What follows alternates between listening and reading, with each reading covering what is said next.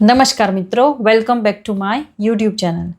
તો આ વિડીયોમાં હું વાત કરવાની છું ટાટ એચએસની મુખ્ય પરીક્ષાની તૈયારી કરતી વખતે કેવી બાબતોનું ધ્યાન રાખવું અને કેવી ભૂલ અવોઇડ કરવી જોઈએ અને કઈ વસ્તુ ન કરવી જોઈએ જેનાથી તમારી મુખ્ય પરીક્ષા સારી જાય અને તમારો સ્કોર સારો થાય. 19 જુલાઈએ એચએસની મુખ્ય પરીક્ષા છે, એ તો તમને ખ્યાલ જ હશે. હવે 2 દિવસ પહેલાં મુખ્ય પરીક્ષાના માળખામાં એટલે કે સિલેબસમાં પ્રશ્નો પૂછવામાં થોડુંક ચેન્જ કરવામાં આવ્યો છે. તો તેમાં ટેન્શન લેવાની જરૂર નથી. આઈ હોપ કે તમે ઓલરેડી તેનું અધ્યયન કરી લીધું છે અને તમે ન જોયું હોય તો તમારે ખાસ અત્યારે પહેલું કામ એ કરવાનું છે કે મુખ્ય પરીક્ષાના સિલેબસમાં જે હમણાં ફેરફાર થયો છે રિસેન્ટલી, તેનું તમે અધ્યયન કરી લો અને કઈ રીતના પ્રશ્નો પૂછાય છે, કેટલા માર્ક્સના પૂછાય છે, શું ફેરફાર થયો છે અને જરૂર નહીં પણ કાઢવી જ જોઈએ. તમારે તેની પ્રિન્ટ પણ કાઢી લેવી જોઈએ. તમારું સિલેબસ જે હોય, તમે કોઈ પણ એક્ઝામ આપતા હોય, તમારી પાસે સિલેબસની હાર્ડ કોપી તો હોવી જ જોઈએ. એવું નહીં વિચારવાનું કે મોબાઈલમાં છે મારી પાસે કે લેપટોપમાં છે અથવા તો મને ખ્યાલ છે, એવું નહીં.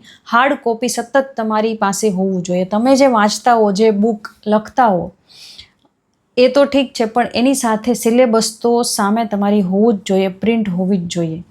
તો જે નવું માળખું આવ્યું છે તેમાં એવું છે કે નિબંધના 3 પ્રશ્નો પૂછવામાં આવશે. 3માંથી તમારે 2 પસંદ કરી તમારી અનુકૂળતા મુજબ તમને જે આવડતો હોય તો 2 નિબંધ તમારે લખવાના છે. 1 નિબંધના 10 માર્ક છે, એટલે 2 નિબંધ લખવાના 20 માર્ક થાય. 20 માર્ક ચર્ચાપત્રના છે, 20 માર્ક સંક્ષેપીકરણના છે, 20 માર્ક પત્રલેખનના છે, 20 માર્ક વ્યાકરણના છે. તો એ રીતે તમારે લખવાના છે. આમાં તમારું કોઈ નુકસાન નથી કે ટેન્શન લેવા જેવી વાત નથી. નિબંધમાં ટેગલાઇનનો ઉપયોગ કરવો, અક્ષરો સારા કરવા અને તમારા નોલેજ મુજબ તમારે ટોપિક પસંદ કરવો અને 10 માર્કનો ક્વેશ્ચન છે, નિબંધ છે, તો તમારે એ રીતે લખવું. અત્યારથી તમે લખવાની પ્રેક્ટિસ કરો. હજુ પણ તમે શરૂઆત ન કરી હો તો હજુ પણ તમારી પાસે ટાઈમ છે. રોજના 2 કલાક કાઢો અને લખો. અને એવું પણ નથી કે બધું જ જે સિલેબસમાં આવે છે તે તમારે લખવાનું જ છે, એવું નથી કરવાનું. ફોર્મેટ જોઈ લેવાનું. ચર્ચાપત્રનું ફોર્મેટ શું છે, સંક્ષેપીકરણના કેવા નિયમો હોય છે, પત્રલેખન કઈ રીતે લખી શકાય, વિનંતી પત્ર કઈ રીતે લખી શકાય, નિબંધનું કેવું માળખું હોય છે, તેમાં જો ટેગલાઇન આવે છે તો કેવી ટેગલાઇન વાપરવી જોઈએ તે તમારે પાકી કરવી જોઈએ. અને મેં અલગથી 2 એવા વિડીયો સેપરેટલી બનાવેલા છે કે ટેગલાઇન યાદ રાખવા માટેના જે શોર્ટ ટ્રિક્સ હોય છે તે ડિસ્ક્રિપ્શન બોક્સમાં હું લિંક મૂકી દઈશ. કેવા સુવિચાર હોય, કેવા થોટ્સ હોય, કેવા સૂત્રો હોય કે મહાન અને સફળ વ્યક્તિઓએ આપ્યા હોય, શિક્ષણ વિશે આપ્યા હોય કે તેના ઉપર બીજા કોઈ ટોપિક ઉપર આપ્યા હોય, તો તે કોણે આપ્યા છે તો તેના માટે મેં શોર્ટ ટ્રિક્સ આપેલી છે. ડિસ્ક્રિપ્શન બોક્સમાં જોઈ લેજો.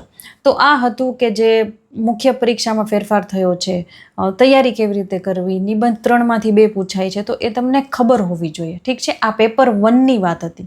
ચર્ચાપત્ર અને પત્રલેખનમાં માળખું તૈયાર હોવું જોઈએ. લખવાની પ્રેક્ટિસ પણ કરવાની છે અને ફોર્મેટ તો તમારે મગજમાં ફિટ જ કરી દેવાનું છે કે આ જે વસ્તુ છે, આ ટોપિક છે, તેનું ફોર્મેટ આવું હોય છે. અને વ્યાકરણ તો રોકડિયા માર્ક છે, એટલે રોજ વ્યાકરણના વિડીયો અને તેના નિયમો એને તમે જોયા જ રાખો. જ્યારે તમે ફ્રી પડો અથવા તો તમને લખવામાં કંટાળો આવતો હોય કે પછી તમારી પાસે સમય હોય તો તમે વ્યાકરણના જે વિડીયો છે, જે બધા કોન્સેપ્ટ છે, જે નિયમો છે તે સમજી લો. તો એ રીતે તમે લખી શકો. અને પ્રશ્ન એવું નથી કે ક્રમ વાઇઝ જ લખવા. પ્રશ્ન તમે આડાવડા લખી શકો છો, પણ જો કોઈ પેટા પ્રશ્નો હોય તો એને સાથે રાખવા અને નવો પ્રશ્ન નવા પેજથી શરૂ કરવો હોય તો આપણને ખબર જ હોવી જોઈએ.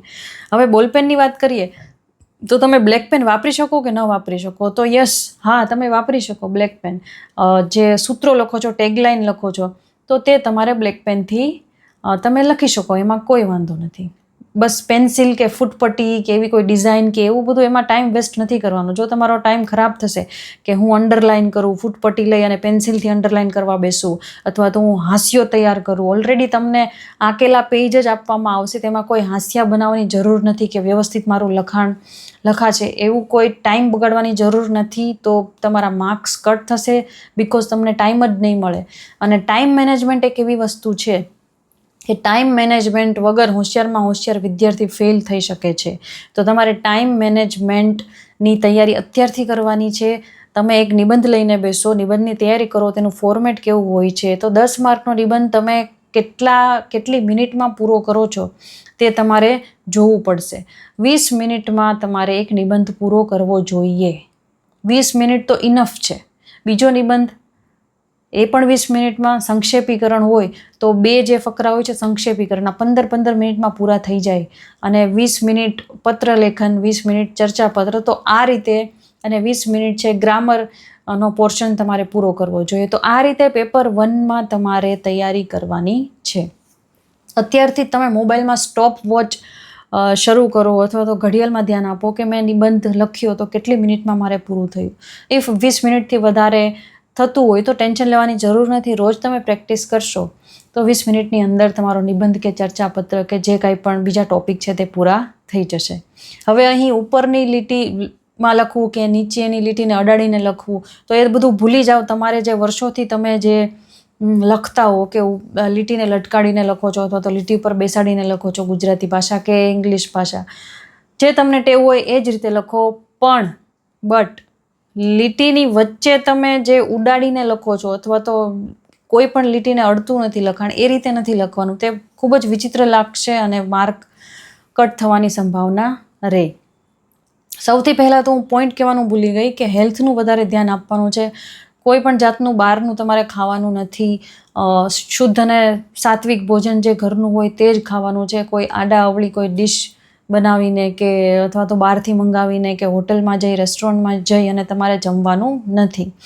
અને હેલ્થનું તો ધ્યાન રાખવાનું છે. પહેલું સુખ તે જાતે નર્યા. હવે 15 દિવસ કે એટલા જ બાકી છે એક્ઝામને. તો આ એક સુવર્ણ તક છે તમારા માટે. ખાસો એવો પગાર છે આ નોકરી જો તમને મળે તો.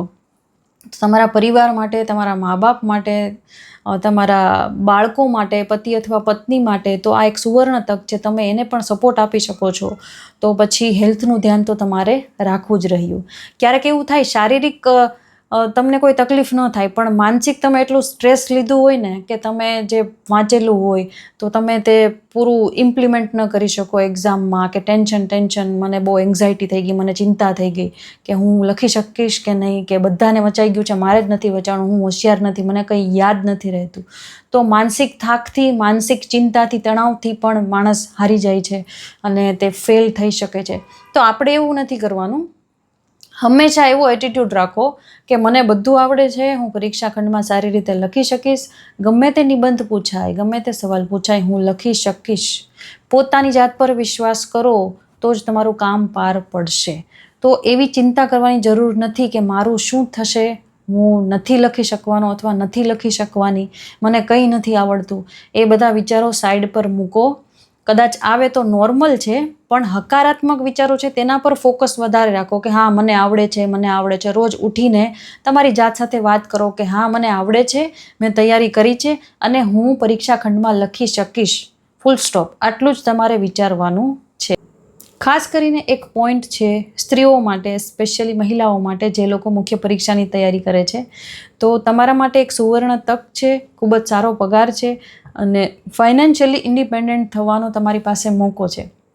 તો ઘરના કામની એટલી બધી ટેન્શન કે ચિંતા કરવાની જરૂર નથી. તમે તમારા ઘરના સભ્યોને કહી શકો છો કે ઘરના કામમાં મદદ કરે, અથવા તો આ ફક્ત મારું કામ નથી, બધાનું કામ છે અને આ એક્ઝામ મારે પાસ કરવાની જ છે. આપણું ફ્યુચર અને તમારું પોતાનું ફ્યુચર પણ ઉજ્જવળ થશે અને તમારો સંતાનો હોય તો તેના પણ ભવિષ્યમાં તમે ફાળો આપી શકશો. અને બહુ એવી એક્ઝામના આગલા દિવસે કે એક્ઝામના દિવસે એવી ચિંતા કરવાની જરૂર નથી કે મારું સંતાન રડતું હશે, અથવા તો મારા પરિવારના લોકોએ શું રસોઈમાં કર્યું હશે અને શું ખાધું હશે વગેરે. એવી ચિંતા કરવાની જરૂર નથી. ફક્ત તમારી જવાબદારી એ નથી. અને તમે એટલું બધું જો માઇન્ડ તમારું ડાયવર્ટ થશે તો એક્ઝામમાં તમે શું લખી શકવાના છો. તો એવી કોઈ ચિંતા કરવાની જરૂર નથી. બીજો એક પોઈન્ટ એવો છે કે તમે ગ્રુપમાં અથવા તો તમારા કોઈ જાણીતા વ્યક્તિઓ મુખ્ય પરીક્ષાની તૈયારી કરતા હો અને એ વ્યક્તિ થોડીક નેગેટિવ વાત કરતા હોય રેગ્યુલરલી, તો એનાથી થોડીક દૂરી બનાવીને રાખવી. બિકોઝ નેગેટિવિટી જો તમારા માઇન્ડમાં જશે, તમારી તૈયારી પર નેગેટિવ અસર થશે, તમે પણ નેગેટિવ બની જશો, તમારા અંદર ડર બેસી જશે કે સામેવાળો વ્યક્તિ, માનો કે દાખલા તરીકે એવી વાત કરતા હો કે યાર પેપર તો ખૂબ ટફ નીકળવાનું છે, એવું મને લાગે છે, મારે તો આ વાંચવાનું બાકી છે, મારે તો તે વાંચવાનું બાકી છે, તે હજી સુધી આ ટોપિક નથી કર્યો, તે હજી સુધી આમ નથી કર્યું, મારે તો આ થઈ ગયું છે. તો એવું કોઈ જો નેગેટિવ રીતે તમારી સાથે વાત કરતા હો, ચર્ચા કરતા હોય તો તેનાથી દૂર રહેવું. અને ઇફ જ્યારે તમે એક્ઝામ આપવા જાઓ 19 જુલાઈએ અને તમને કોઈ બીએડના તમારા જે ફ્રેન્ડ્સ મળી જાય, બેનપણી મળી જાય કે દોસ્ત મળી જાય અને ત્યારે પછી તમે ગપ્પા મારવા બેસી જાઓ કે આમ છે તેમ છે, અથવા તો કોઈ નેગેટિવ માણસ મળી જાય, તો એવી રીતે એક્ઝામ સેન્ટર પર પણ તેમને ઇગ્નોર કરવા જોઈએ. તમારી રીતે તમારે ઇગ્નોર કરી દેવાના, વાંચવા લાગી જવાનું અથવા તો બહાનું બનાવીને દૂર થઈ જવાનું. તો એવી રીતે તમે નેગેટિવિટીથી દૂર રહી શકો છો. પેપર 2ની વાત કરીએ તો એવું આપણને સચોટ કહી દીધું છે કે 75 માર્ક્સનું કન્ટેન્ટ પૂછાવાનું છે અને 25 માર્ક્સની મેથડ પૂછાવાની છે. તો સૌથી પહેલાં તમારે કન્ટેન્ટ જ કરવું જોઈએ. મેથડની બહુ ચિંતા કરવાની જરૂર નથી. જો હજી સુધી તમે કન્ટેન્ટ સ્ટાર્ટ ન કર્યું હોય તો પ્લીઝ કન્ટેન્ટ સ્ટાર્ટ કરો. પેપર 1માં પહેલાં ગ્રામર કરો અને કન્ટેન્ટ કરો. આ 2 વસ્તુ તમારી ટકોરા જેવી હોવી જોઈએ, તમને આવડવું જ જોઈએ. તમારો વિષય છે, તમારું કન્ટેન્ટ, તમારું વિષય વસ્તુ એકદમ સચોટ હોવું જોઈએ. તમે એક યુનિટ, એક પાર્ટ બધું જ વાંચી લેવું જોઈએ અને લખવાની પ્રેક્ટિસ ખાસ કરવાની છે. રોજના 2 કલાક તમારે લખવાની છે અને પ્રેક્ટિસ કરવાની છે અને ટાઈમ મેનેજમેન્ટ તમારે કરવાનું છે. કન્ટેન્ટ થઈ જાય પછી તમે મેથડ શરૂ કરી શકો છો. અને હા, પત્ર લેખન, ચર્ચાપત્ર હોય તો તેનું ફોર્મેટ તમારે યાદ રાખવું જોઈએ. એવું નથી કે તમારે 50 ચર્ચાપત્ર છે એ લખવાના છે, પત્ર લેખન 50 લખવાના છે, એવું નથી કરવાનું. ફોર્મેટ ફક્ત યાદ રાખો અને લખવાની પ્રેક્ટિસ રોજ કરવાની છે. તો આવી રીતે મેં અમુક ટિપ્સ આપી છે કે આવી ભૂલ નહીં કરતા અને આવું કરવું જોઈએ. તમને જો કોઈ મૂંઝવણ હોય અથવા તો તમને કોઈ એવી ટિપ્સ કે એવી કોઈ સજેશન હોય કે મુખ્ય પરીક્ષાની તૈયારી ચાલે છે તો લોકોએ આવું કરવું જોઈએ, વિદ્યાર્થીઓએ આવું કરવું જોઈએ, ભાવિ શિક્ષકોએ આવું કરવું જોઈએ, તો આ રીતે તમે એકબીજાને પણ મદદ કરી શકો છો. અને તમારા પ્રશ્નો હોય તો કમેન્ટ બોક્સમાં જણાવવા વિનંતી. મારે વધારે વિડીયો બનાવવા હોય છે but I am not getting enough time. So હું ટ્રાય કરીશ કે વધારે વિડીયો બનાવું અને નેક્સ્ટ મેથડના પ્રશ્નો હું કરીશ અથવા તો જનરલ જે પેપર 1 છે તેના માટેના હું વિડીયો લાવીશ. તો વાંચતા રહો. Work hard with consistency and with smart work. I will meet you in my next video. Till then, bye. Take care. Good night. Goodbye.